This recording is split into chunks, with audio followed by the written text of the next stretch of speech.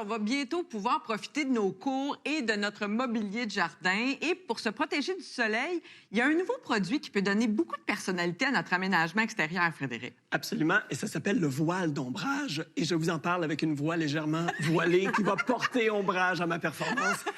Bon, un voile d'ombrage, c'est quoi? C'est une alternative aux gazebos, aux auvents ou aux grands parasols. On peut en apercevoir depuis quelques années dans les places publiques, les parcs, même les terrasses de restaurants. Mais maintenant, on peut en avoir à la maison. Cela dit, côté prix, là, ça peut aller d'une centaine à plusieurs milliers de dollars. Oh. Donc, il faut bien s'informer sur les différentes options et surtout l'installation. Steve, on se retrouve sous une voile d'ombrage. En quoi ça diffère d'un parasol ou d'un auvent régulier?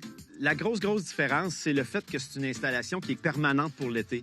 On accroche au mois de mai, on décroche au mois d'octobre, puis entre les deux, la tranquillité d'esprit.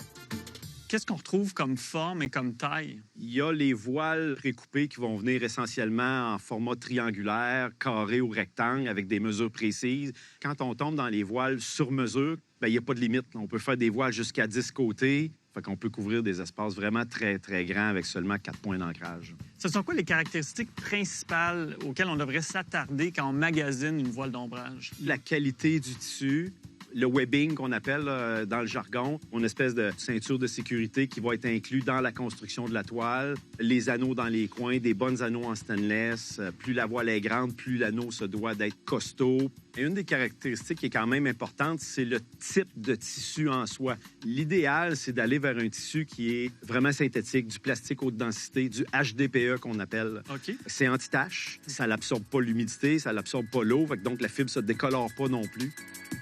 Si on magasine en ligne ou dans les quincailleries, on peut trouver des voiles d'ombrage à 50 ou quelques centaines de dollars. Celle que vous offrez se détaille à 1 000 $ ou plusieurs milliers de dollars. Ouais. C'est quoi la différence entre ces produits-là? Quand on magasine en ligne, oui, il y a des voiles vraiment très bon marché. Le résultat va être très bon marché aussi. C'est pas des voiles qui sont conçues pour durer longtemps. Des fois, ça va être une voile triangulaire, mais vraiment triangulaire, sans aucune courbe. Ça aussi, ça a une influence dans la construction d'une voile. C'est important d'avoir une bonne courbe entre 2 points d'attache. Quand on applique la tension, c'est cette courbe-là qui recherche à faire une ligne droite puis attendre tout le centre de la voile. C'est là qu'on a un effet de voile qui est vraiment droite. C'est la voile, oui, elle va bouger un petit peu dans le vent, mais elle ne se fera pas secouer comme un parasol. On va comparer quelques modèles. Celui-ci, on l'a trouvé en ligne à 40 $. Première des choses, il vient avec une belle petite cordelette pour l'accrocher, fait que ça n'en dit long. Les voiles chez nous sont accrochées avec de la chaîne et des tendeurs en stainless. OK. C'est vraiment pas grand. Fait qu'au niveau de la couverture obtenue, on assied une personne sur une chaise. OK, c'est limité. Puis quand on regarde les coins, il y a un petit bout de sangle avec un petit anneau. Le tissu il est replié sur lui-même avec une couture simple de fil de coton. Alors, c'est pas une voile, évidemment, qui va durer longtemps. Là, on a monté le budget un peu, 140 $, toujours en ligne. La grandeur va être plus importante. Grand. La texture est très rêche. C'est plastique. Exactement. Bon marché, on dirait. C'est probablement un polyéthylène cousu, encore là, avec du fil de coton. Donc, il ne durera pas bien des années. Je suis surpris, mais l'anneau est plus petite que l'autre. Encore dans ce modèle-là, il n'y a pas de sangle qui relie les points d'attache d'un à l'autre. Quand on est pour appliquer une tension raisonnable, c'est tout le tissu en lui-même qui absorbe. On ne sera pas capable de mettre une tension intéressante. La voile va toujours avoir énormément d'amplitude dans le vent.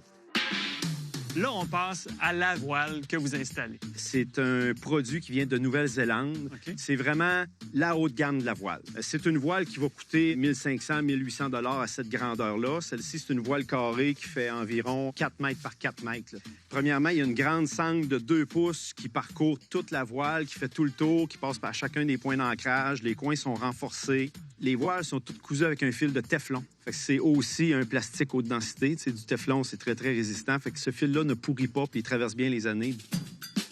On installe tout le temps les points hauts en premier. En hauteur, c'est plus difficile d'avoir de la poigne, comme on dit. Si je veux installer une voile comme celle-ci, disons, on parle d'un budget total de combien pour la voile et l'installation? Entre 5 000 et 7 000 $. Pourquoi entre...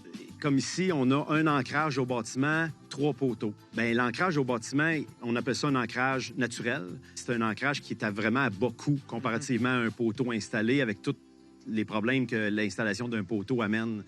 le budget va être un peu plus élevé que si on avait la même voile dans un autre environnement où on avait 3 points d'ancrage naturel et seulement qu'un poteau.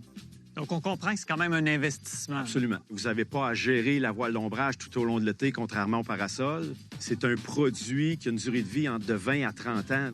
Dans le fond, là, la tension est correcte, mais c'est vraiment là qu'on va pouvoir ajuster le maximum de tension. Exactement. C'est pour ça qu'on commence par les points hauts. La voile est molle.